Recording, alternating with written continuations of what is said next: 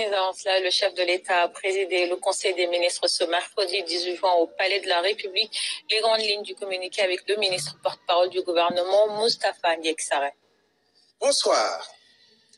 À l'issue de sa tournée économique dans la région de Saint-Louis, les 12 et 13 juin, le président de la République, son Excellence Bassirou Diomaye Diakhar Faye, a adressé ses vives félicitations aux populations et aux acteurs locaux pour leur mobilisation exemplaire. Il a salué le travail remarquable des autorités administratives, des élus, des producteurs agricoles et industriels, ainsi que l'engagement des ministres concernés pour le développement territorial et la souveraineté alimentaire. Le chef de l'État a insisté sur la nécessité de faire de la vallée du fleuve Sénégal un pôle agricole national prioritaire avec des actions ciblées.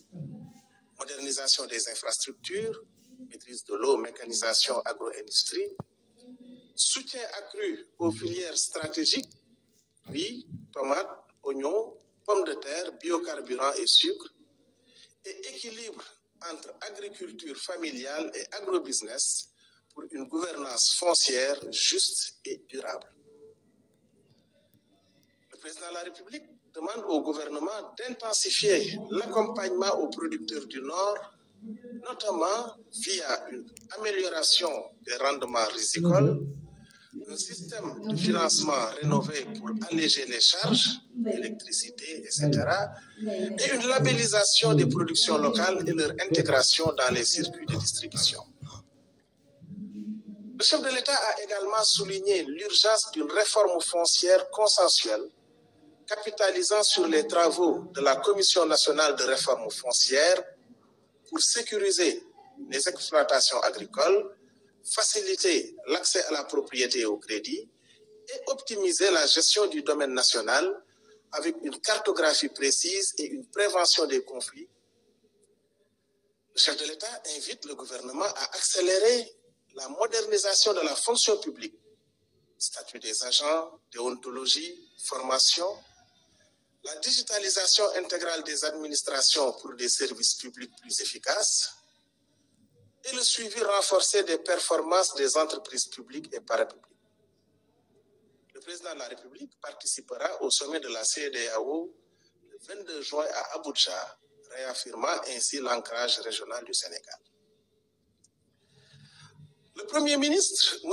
Ousmane Sonko, quant à lui, a rappelé l'engagement résolu du gouvernement à honorer le mandat confié par le peuple souverain en mars 2024. Un mandat de transformation profonde de nos politiques publiques. Pour y parvenir, des réformes structurelles majeures sont engagées, pilotées depuis la primature selon 4 principes clés. Premièrement, un cadrage rigoureux. Chaque réforme sera guidée par des termes de référence précis.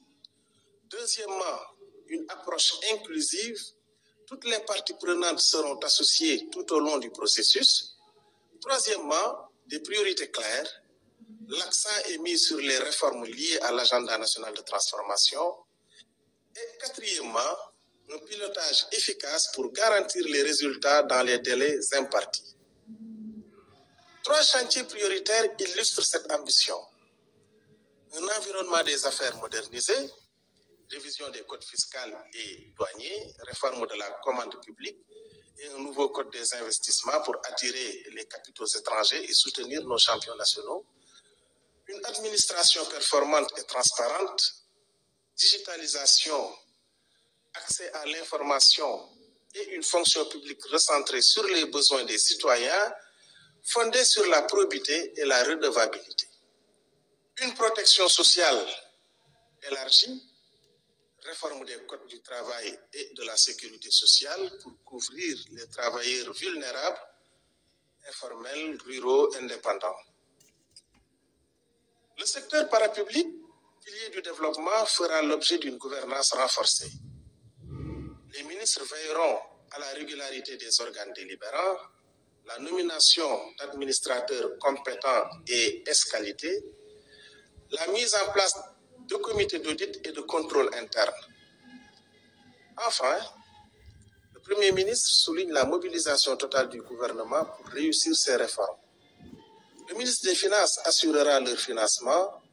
tandis qu'une feuille de route précise sera établie pour anticiper et surmonter les résistances au changement. Je vous remercie pour votre aimable attention et vous souhaite une excellente soirée.